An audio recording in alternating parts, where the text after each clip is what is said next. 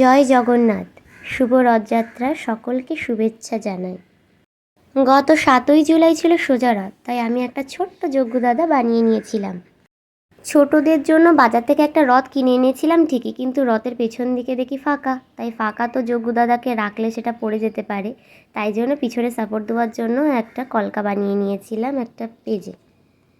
ওই যে দেখুন পিছন দিকে ওটাকে লাগিয়ে দিয়েছি ভালো করে। রথে কিন্তু ছোটদের ভারী মজা হয়, মানে এই রথটা একটা ছোটদের জন্য খুব আনন্দের একটা জিনিস। রথ নিয়ে ঘুরবে, সারাদিন আনন্দ করবে, রথ টানবে। এই যজ্ঞদাদাটা আমি তৈরি করেছিলাম একটা গোল গাছকৌটো আর ক্লে দিয়ে।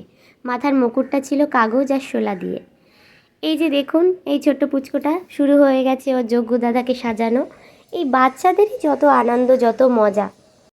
ব্যাস, পুচকেটা যজ্ঞদাদাকে নিয়ে রথ টানতে বেরিয়ে পড়েছে একেবারে কোমর বেঁধে, আর তার সাথে সাথে তার দিদিরাও বেরিয়ে পড়েছে।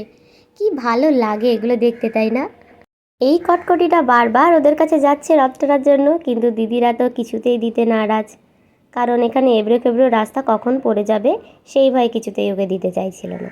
তো যাই হোক, সবাই ওদের রথগুলো দেখছিল আর একটু একটু করে টানছিল।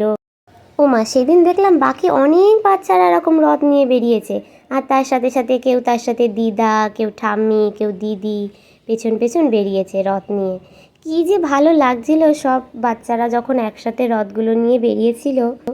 আর এই দেখুন কাণ্ড, দেখুন এদের এই কটকটিটাকে নিয়ে সবাই এবার টানাটানি শুরু হয়ে গেছে। আমি আগে আদর করব না আমি আগে আদর করব, দেখুন অবস্থাটা।